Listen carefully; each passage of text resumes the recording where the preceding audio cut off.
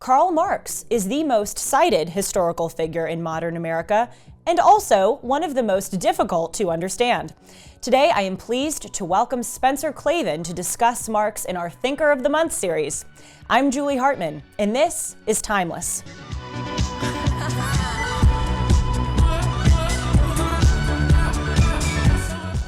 Hey everyone, welcome to Timeless. I hope that you're having a great week. Just a reminder to hit the subscribe button down below so that you can stay notified every time I post a Julie Noted news video or a Timeless episode. And also be sure to follow me on Instagram and Twitter at Julie R. Hartman. I really want as many people as possible to see this show because, among other reasons, I have spectacular guests, including the one today. As you know from the introduction, I am so pleased to welcome Spencer Klavan back to the program. He is the author of the recently released book, How to Save the West, which I have to tell you, and I'm not just saying this because he's right here, I think it is one of my top 5 favorite books of all time. It is hugely enlightening, a great explanation he provides of some of the societal ailments that we are seeing today. Spencer is also a senior editor at the Claremont Review of Books, and he is the host of the Young Heretics podcast. Hello, Spencer. Welcome back to Timeless. Hi, Julie. It's so great to be here. Thanks for having me.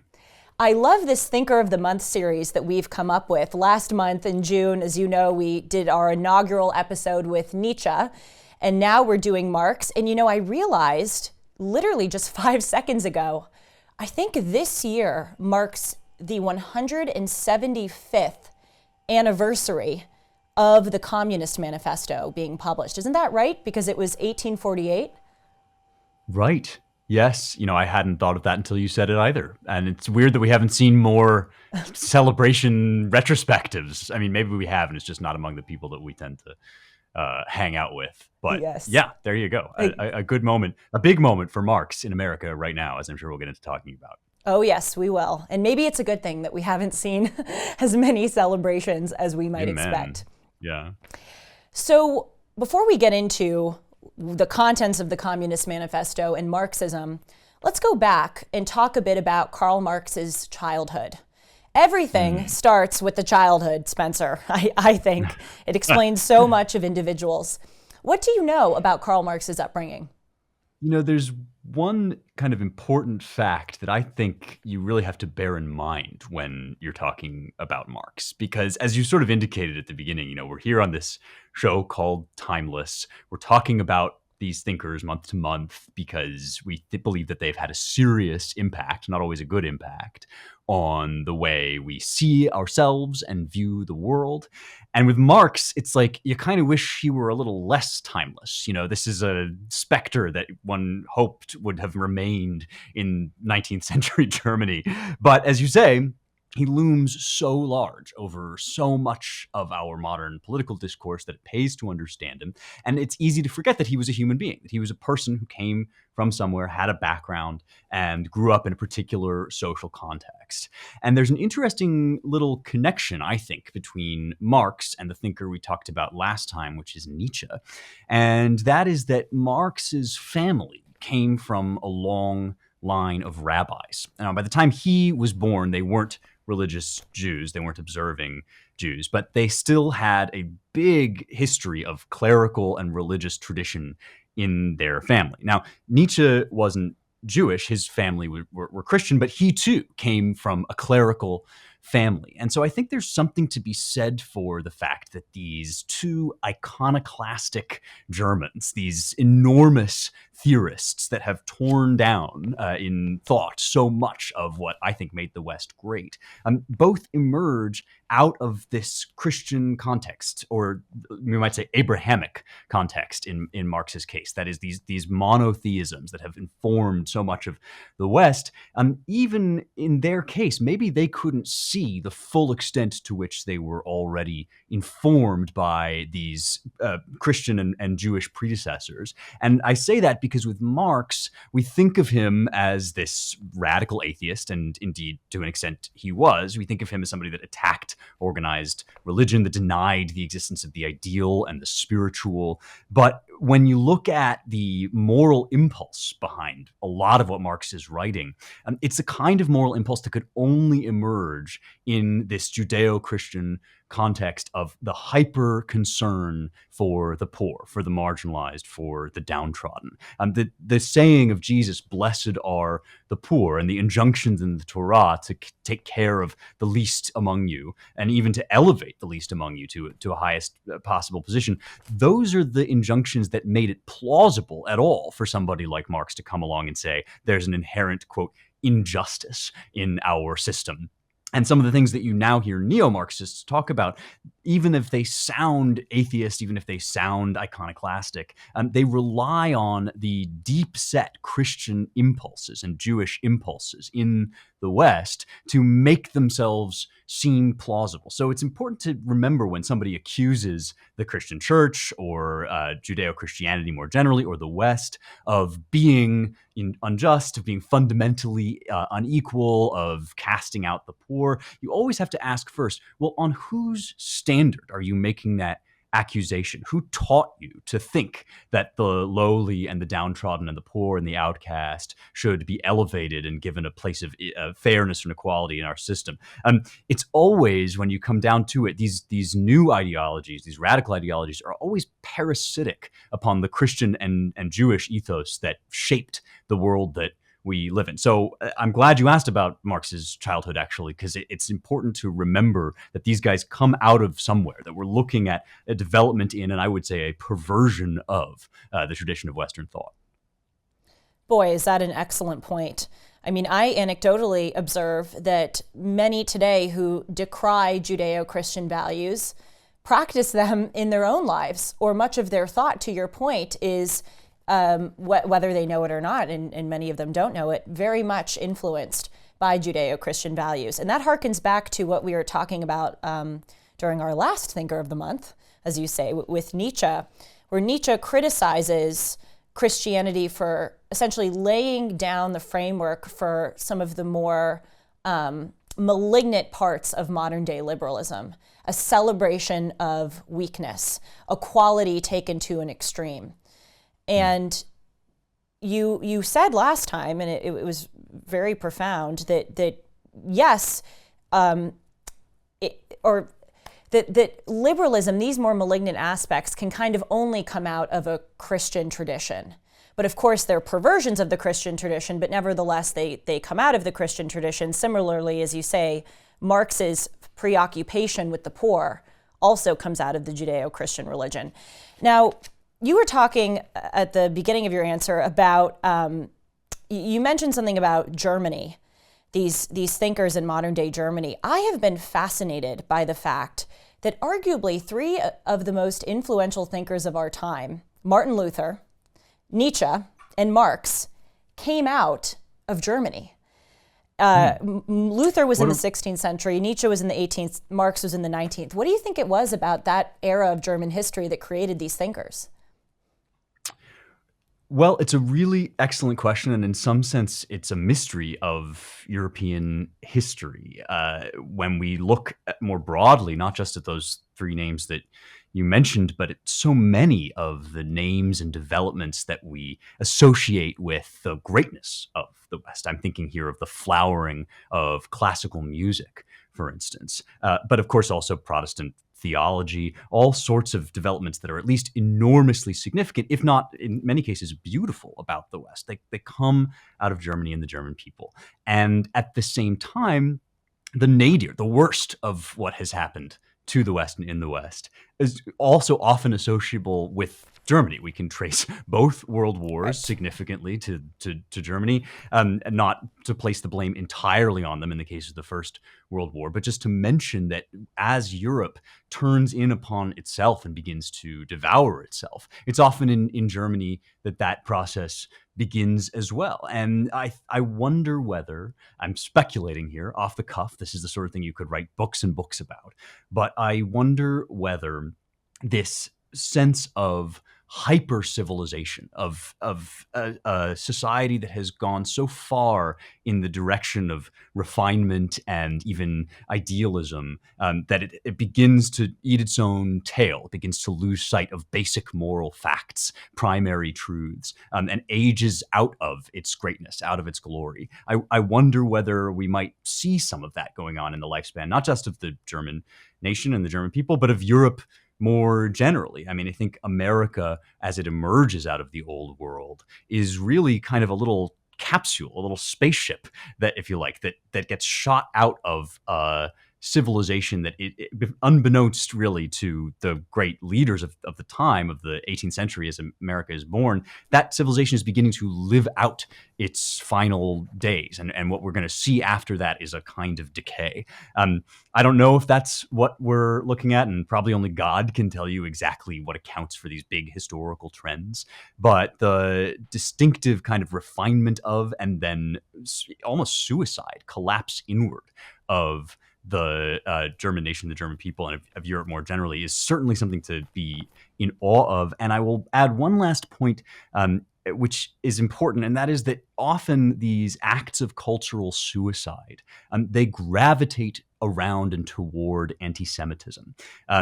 Marx himself wrote an infamous essay on the Jewish question that exhibited a lot of hostility toward his own Jewish heritage and toward Judaism generally as a concept. Of course, Adolf Hitler was obsessed with his hatred of the Jews, and this is a trend, a sickness in the human heart, going all the way back to Nebuchadnezzar of Babylon and the competing empires that tried to squash out this little monarchy in Israel and the ancient world.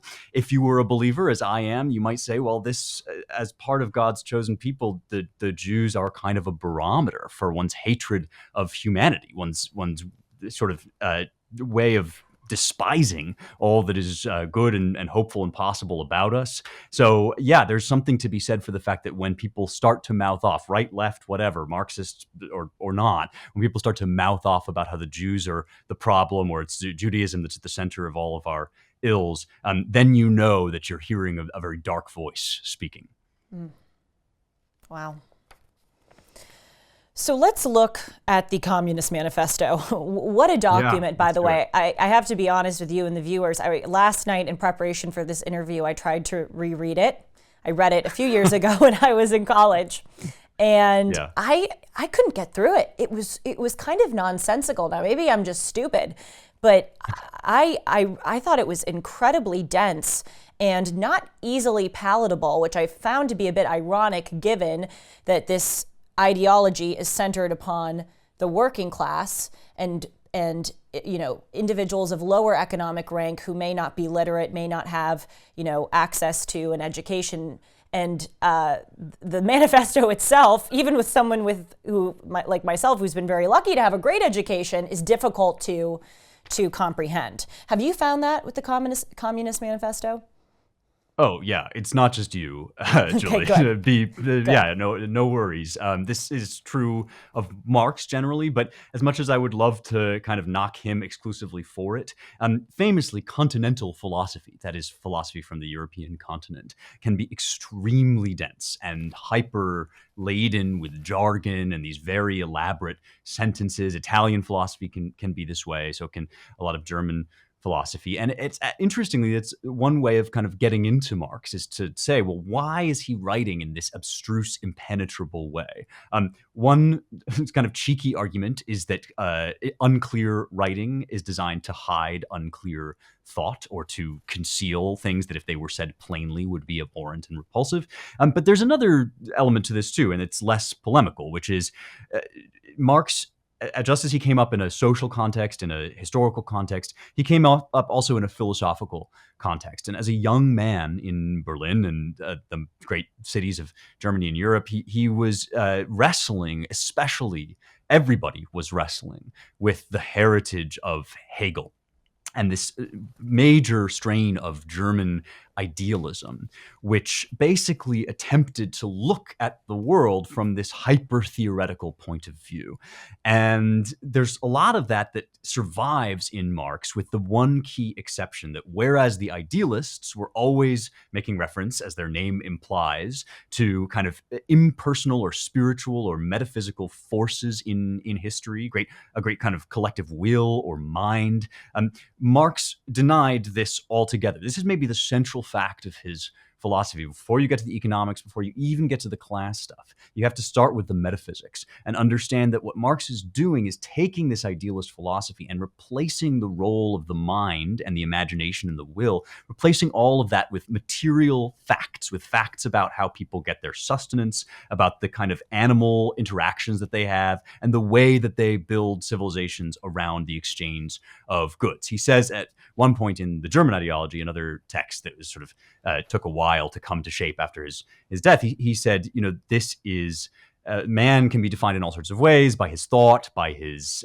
theories, by his social station. He himself begins to distinguish himself from the animals the minute he takes up his own means of creating his sustenance. The modern idea that we apply to this is homo faber, man as craftsman, man as maker of tools and builder of things. And the reason that Marx is so often kind of sounds like a hyper erudite scholar explaining the people and the masses to themselves is because this materialist account of philosophy always depends, by a kind of sleight of hand, on somebody to stand outside of the churn of matter. So you say, well, all of history is just determined by this kind of machine of people getting and spending, laying waste their powers, and it all kind of follows step by step in this natural development.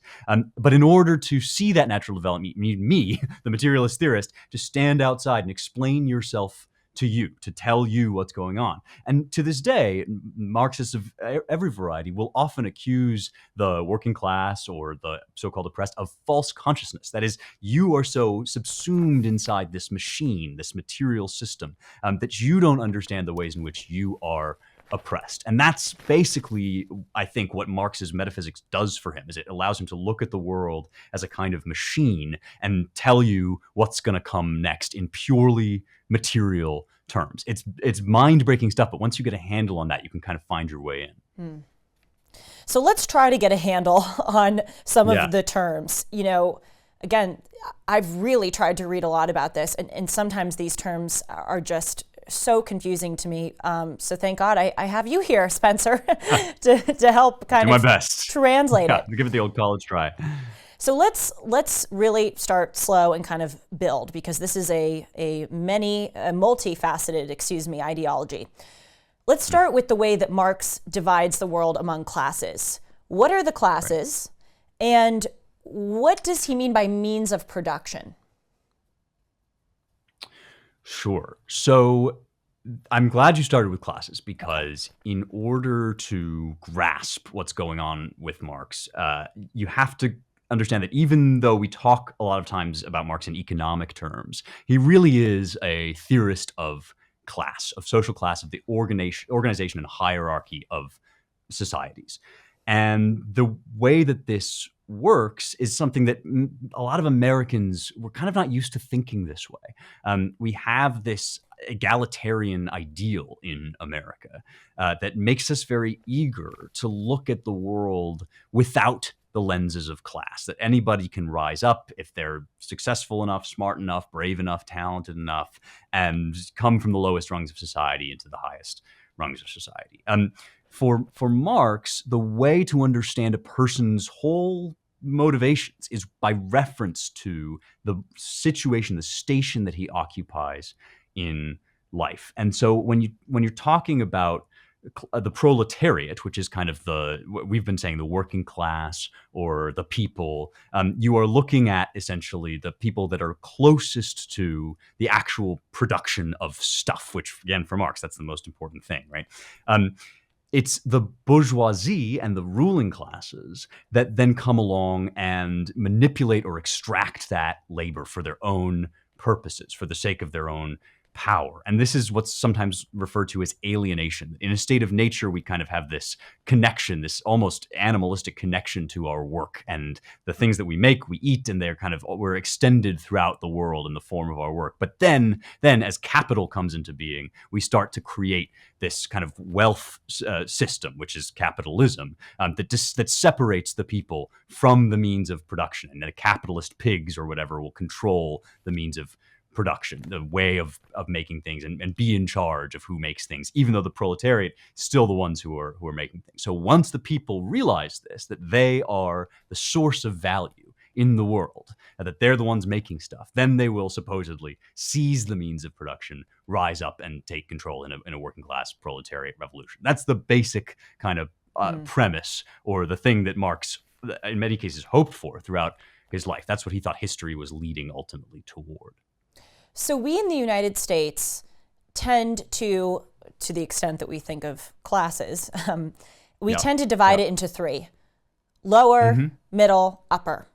It appears from your answer, and obviously, please correct me if I'm wrong, that Marx divided it into two: the proletariat, i.e. the working class, and then the bourgeoisie/ruling class. Or am I wrong? Is the bourgeoisie kind of in the middle and different from the ruling class? The second thing is, I would argue, closer to the truth. Now, Marx, as you noticed, speaks in riddles sometimes, and it had a long career that described varying portions and periods in human history. You have to understand that the capitalist society, the famous sort of idea that he was critiquing, was for him only one stage in humankind's development. So you have, feudalism, which kind of precedes capitalism, and before that you have various states of nature. But usually it seems in Marx as if the ruling class or the kind of capitalist overlords are actually in a cut above the bourgeoisie, who exists to kind of leech the power off of the ruling class, essentially. This whole idea of the bourgeois lifestyle, this kind of social climber lifestyle, that middle class. And that's why, by the way, Marxism becomes so hostile to the middle class and to, in the socialist revolutions, say in Russia, the kulaks, for instance, the kind of landed peasantry that don't occupy that highest ruling class rung, but stay in the kind of middle, trying to further ruling class aim so they can get a little piece of that pie. If you like, they're kind of useful idiots that enforce the will of the ruling class. And the proletariat are the ones that are just purely on that receiving end, the oppressed, the poor, the weak. So to use an example, Marx would say that a member of the proletariat would be like the factory worker on the assembly line. The member of the ruling class would be the owner of the factory, and then the bourgeoisie member, if you will, would be like the manager. Yeah. Is that fair? Sure. Yeah. The manager, or even the landed gentry, the moneyed interest that would kind of enjoy the fruits of the society that's kind of run by the ruling class. And something important to remember is that when you use the factory example, you're using a distinctively American example. And it was because people like Henry Ford said that he wanted his proletarians, his working class, to be also members of the middle class. That Marxism as an economic philosophy didn't get quite as much a hold in America as it did in Europe. It was because our middle class was kind of open to the working class in Marxist terms, that it was less persuasive to tell people in America, oh, you're poor, you're oppressed, because you could buy the car that you were building on the assembly line, at least for a while. So Marx sees profit as theft, of kind of stealing your workforce's talent, and you're paying your workforce at a very low rate, but then you're selling the product that your workforce makes at a high rate. That is inherently, to Marx, exploitation, and why the proletariat needs to seize their means of production for themselves so that the ruling class will not take what they've earned and sell it for themselves. Is that a fair? Vampires, bloodsuckers. Yeah. I mean, vampires, bloodsuckers, and fat cats, right? That's the picture of the extractive capitalist class that emerges in Marx, because precisely as you say, for Marx, and Thomas Sowell, the great Thomas Sowell, who wrote a whole book on Marxism, is great on this. The source of value ultimately rests and remains at the material level. It's with the people that are hammering the nails into the wood, and building the house with their hands. Not for nothing, but an Aristotelian would already say from way before Marx that, of course, you do need the material and the workman, the craftsman, the efficient cause of the craft in order to make a house, but you also need the idea. And the idea is arguably where the thing in itself comes from, which is why this whole system kind of turns topsy-turvy when you start to say, well, okay, why is the car being built? It's because Henry Ford had an idea. It's because somebody has this picture in his head that is the source of the value, which he's then, according to a capitalist approach, right, sharing out with the people who execute on that idea. But for Marx, since there's no value in the shaping or the formal cause, if you like, this is his metaphysics again, there's no value in this kind of ideal realm. There's only value in the fact of the thing. It can only ever be theft for the factory owner to extract the money that the factory workers are themselves making at a fundamental level. So let's say the workers on the assembly line follow the Marx diktat, rise up, seize the means of production. Again, I'm not really sure what that means. Does it mean seizing the factory and kicking out the people at the top? Before I get to my question, what does that mean to seize the means of production? Yeah, it means to take back control over the making of things and who gets to decide, right, what gets made. And that includes government as well, right? This is why economic revolutions are also political revolutions for Marx. Got it. Okay, so let's say they seize the factory. They're now in charge. Okay. Then what, according to Marx? Then, depending on whom you interrogate, depending on which revolutionary is reading Marx, you either have an immediate kind of sharing in communes of all property, that everybody gets to have everything in common, from each according to his ability, to each according to his need. And in Marx's kind of famous utopia, we all do whatever we choose, fulfill a bunch of different roles at any given time, because the resources are in abundance. And in the morning we go fishing, and in the afternoon we build something and contribute that as the community needs. And then after dinner we criticize, we perform philosophy, and this kind of picture of ultimate leisure sets in.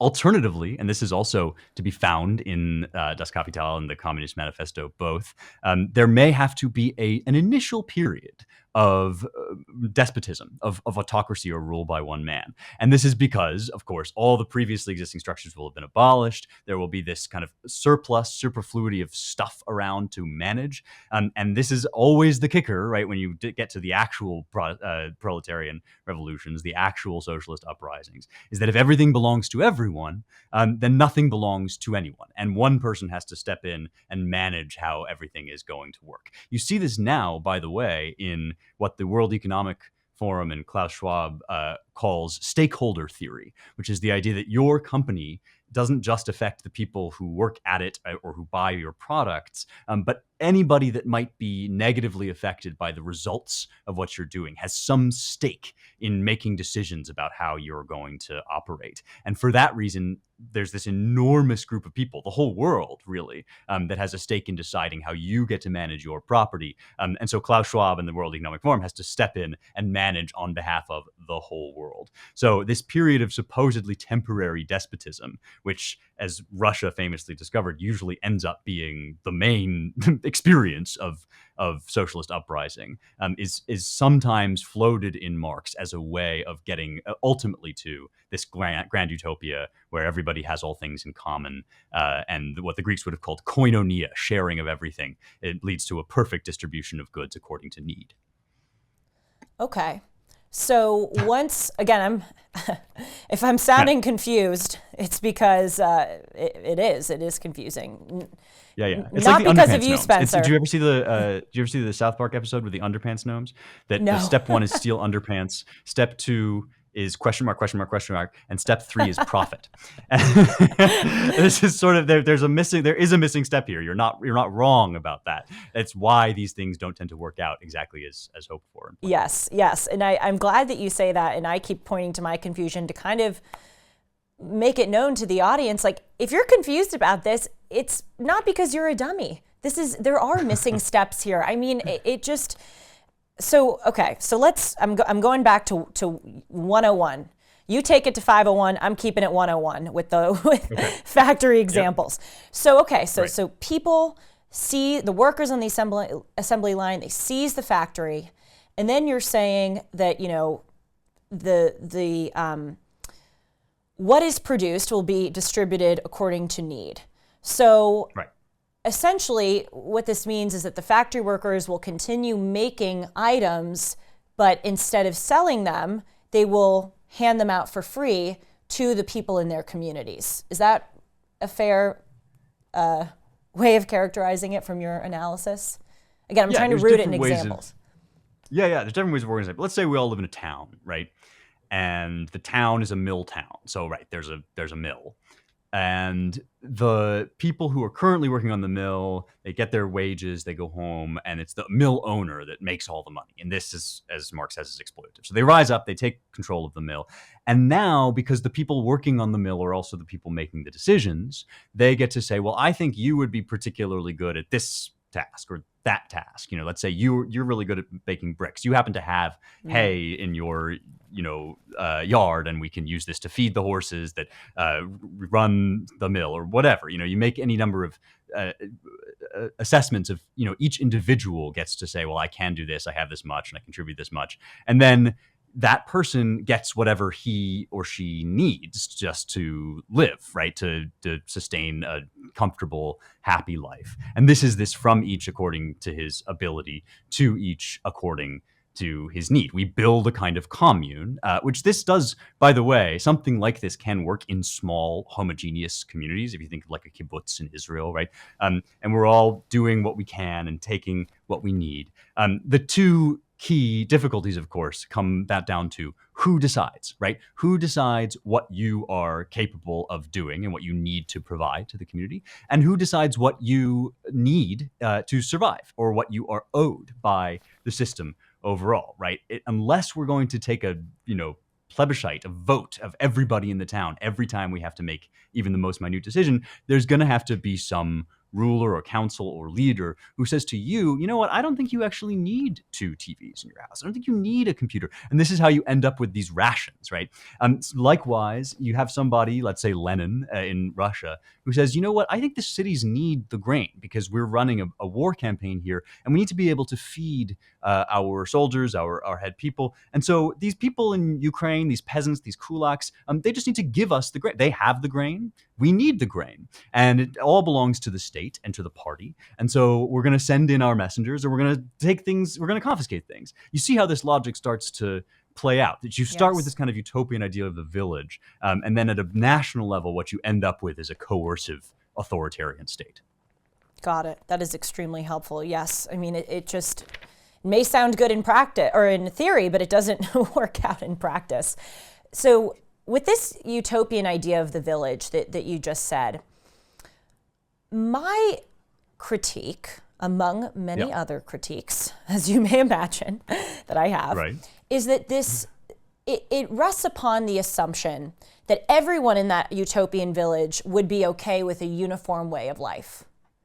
So how did Marx kind of get that idea that everyone would be comfortable having the same thing as their neighbor?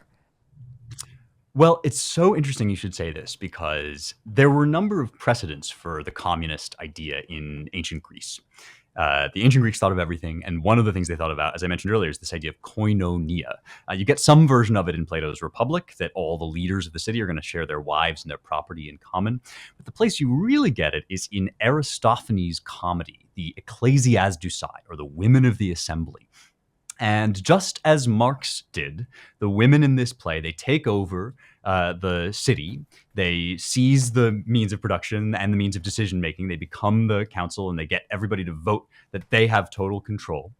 And then they institute communism of property and of family. Remember that the abolition of the family, because the family is a kind of property or free association between individuals, right? The abolition of the family is also a part of communism. And for the same reason, these women in this play by Aristophanes, they all decide, well, you're going to be able to, ugly people are going to have the right to sleep with beautiful people. And you have to sleep with ugly people as an act of charity before you marry your beautiful spouse. And also everybody is going to pool all their resources. We're going to dig into this common granary and we're going to have a big old feast. And near the end of this play, there is a scene in which the citizens are all going off to contribute their property, their grain, their whatever, their resources, their metals, all of that, to this enormous common share, this stockpile. And there's one guy who just says, well, what if I don't want to do it? And the guys say, well, what do you mean you don't want to do it? This is for our benefit. We've all voted into this. He says, yeah, but yesterday you voted to tax me. Today you're voting to take all my stuff. What if I don't want to do it?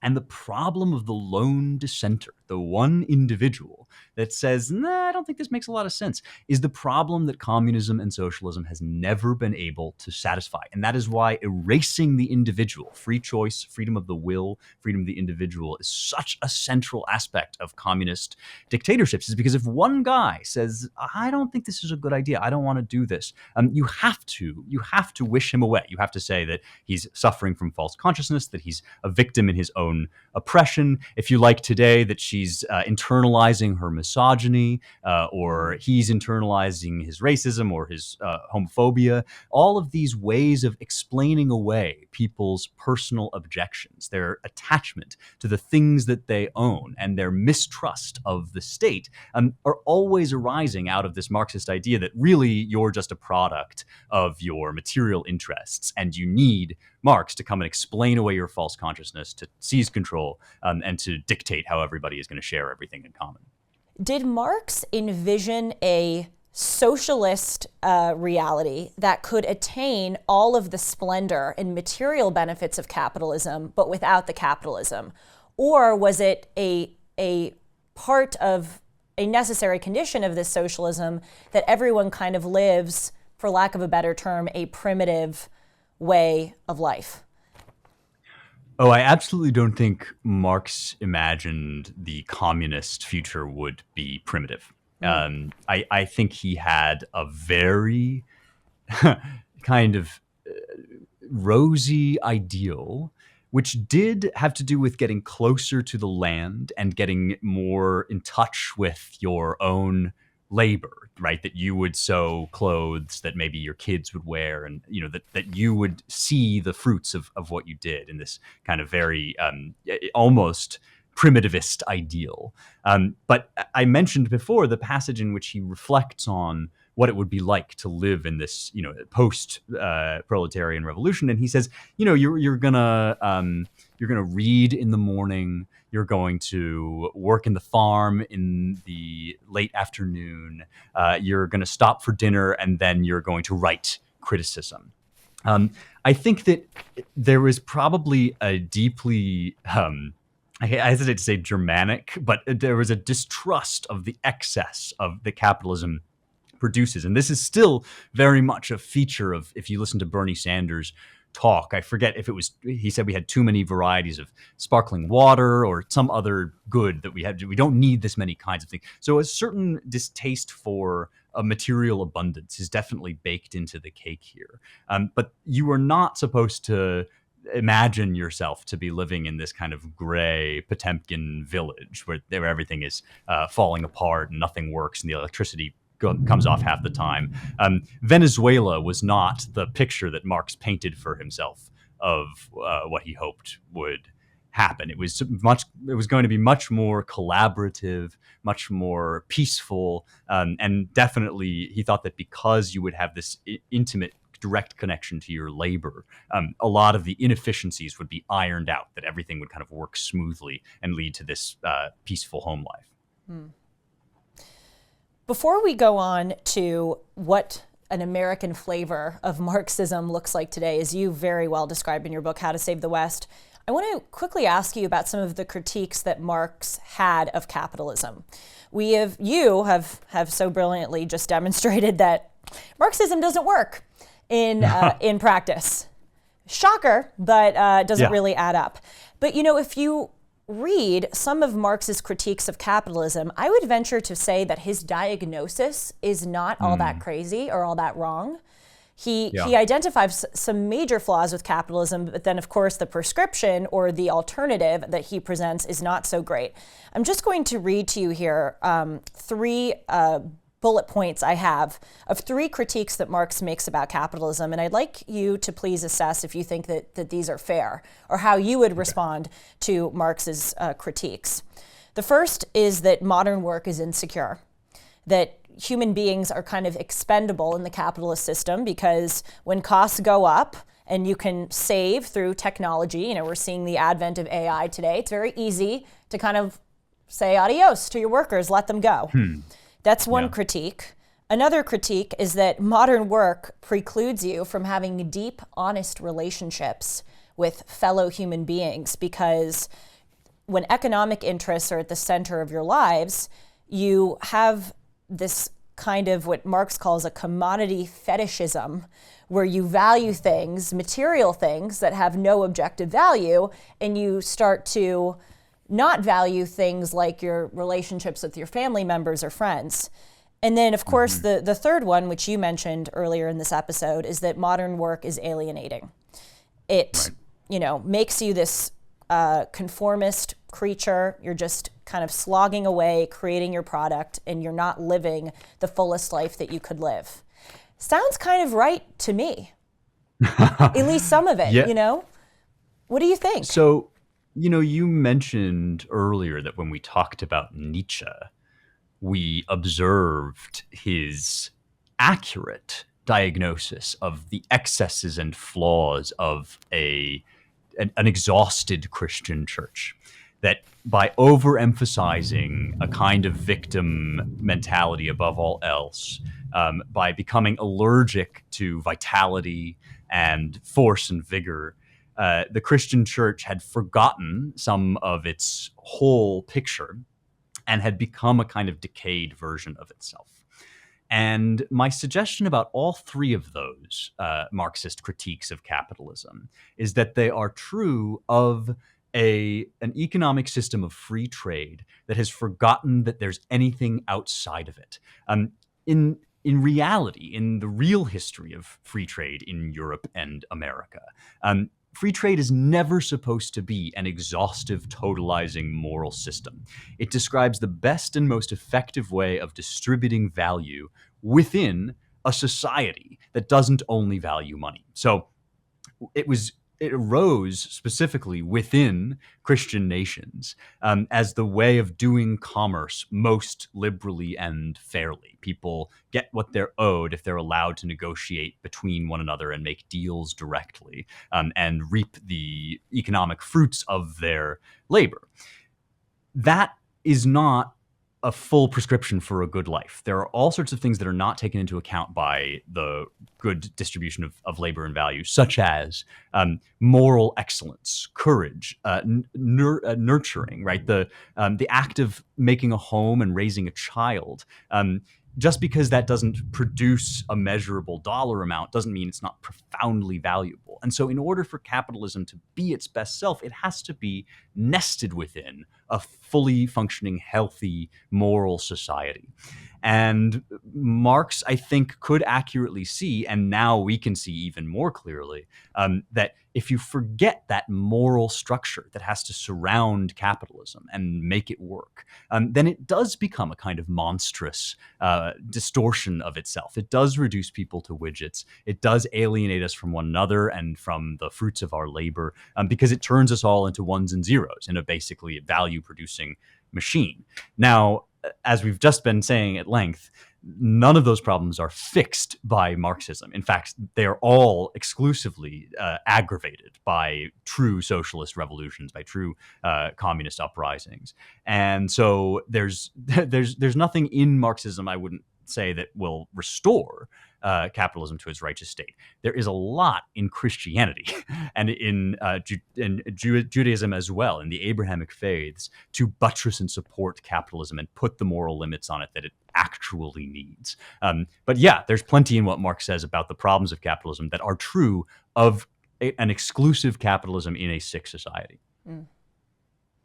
So now let's talk about Marxism in America, a subject that keeps me up at night. But first, I want to tell you about something that helps me sleep better, sleeping on a good pillow, which is why I encourage all of you to check out My Pillow. You can get a queen size My Pillow for $19.98, which is a huge discount if you use the promo code, which is my last name, Hartman, Hartman. A regular price for a queen size My Pillow is $69.98 and just $10 more for a king size. But again, you can get it for $19.98 if you go to mypillow.com and click on the radio and podcast square. Again, use the promo code Hartman, which is my last name, Hartman, or you can call 1-800-566-6745. That's 1-800-566-6745 and use the promo code Hartman.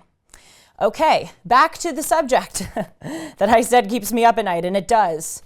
The Marxist flavor in the United States. If you don't mind, Spencer, I'd like to read a little passage from your book, How to Save the West, specifically from the regime chapter, which is one of the last chapters of your fantastic book. Spencer, I think, just in a really great way, explains the way that Marxist thought has infiltrated into American life. So let me read these few sentences for you. Spencer writes, in America, decades of leftism has shifted Marxism from its primary economic focus to an intersectional one, in which aggrieved minorities, especially racial minorities, play the part of the working class. America's robust middle class made it difficult to animate a revolution based on purely economic resentments. So now, class became a matter not simply of money, but other identity markers as well. That, again, is a really great description. It seems that the Marxist thought has a lot to do with some of this segregation among aggrieved minority groups that we're seeing, BLM, Pride, AAPI, these different kind of aggrieved minority movements. Yes, I'm really glad that you raised this because this is so important to understand. When conservatives say we're living through a neo-Marxist revolution or Marxism is on the rise in America, they will often be mocked and ridiculed by the good and the great who think they know better and will say, "You fool, you've never read Marx. Marx is all about economic transactions. It's just an economic theory that has to do with the redistribution of wealth and with more efficient ways of managing value and wealth in a society." And the irony is that that statement shows a total misunderstanding both of Marxism and of the subsequent history of Marxism in this country. I mentioned earlier that before you get to any of the economics, the first thing you have to understand about in Marx is class. And this is something we are, again, very unused to thinking about in America. We like to flatter ourselves that we are a classless or post-class society. In Europe, it's very common to talk about, oh, he's low class, his accent doesn't quite fit with the rest of us. And this sort of dividing up of people into social classes is very common. I mentioned, though, earlier on that in the U.S., in the model of, let's say, the Henry Fords of the world, it was very difficult to sell us on this idea that there were these axes of oppression, class axes, where individual groups of Americans were constantly keeping the other down and grinding them under their boots, in part because our economy worked so well for so long that people really had access to the wealth that was being generated and could move into the middle class, and in part because Americans deeply in their bones hate to think of themselves as divided up into these unbreakable groups. We believe as patriots that we are Americans first and foremost, and that goes right back to the founding. We have, Madison and Jefferson and the founders, and talking about, the difference between friends of the Republic and enemies of the Republic. And any other distinction is no use, black, white, whatever. And so that's a very American idea. And it took a long time for those who saw things differently, who wanted a Marxist proletarian uprising in the States, to find the right wedges to drive between different classes of Americans. And a lot of this we owe to a kind of later generation of European and American Marxists. I'm thinking here of Herbert Marcuse, Antony Gramsci, Noel Ignatieff, Rudy Dutschke, who saw that the real way to divide up American society was not according to how much wealth they had, but according, first and foremost, to the color of their skin. That was the biggest grievance, the biggest division that could be aggravated and exploited and intensified. And this, by the way, is where we get phrases like white privilege.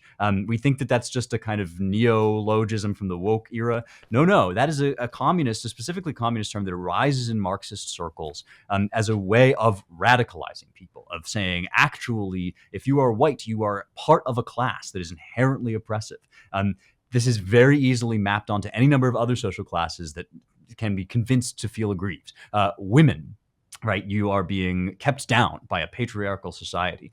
Gay people are being inherently and constantly assaulted by heteronormativity. All of these buzzwords that we make up are ways of telling people that they're not Americans first and foremost.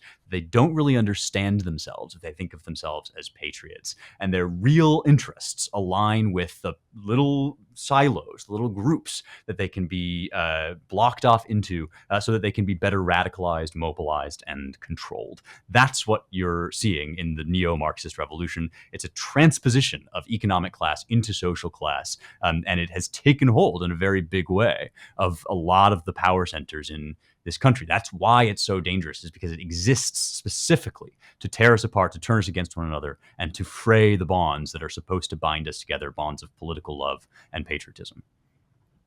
Boy, has it ever. Spencer, thank you so much for coming onto the program. I feel like I understand Marxism so much better than I did. And I hope the audience feels the same way. And it's just really important to understand it as much as we can, because as you just brilliantly said, it is all around us, just in a different flavor.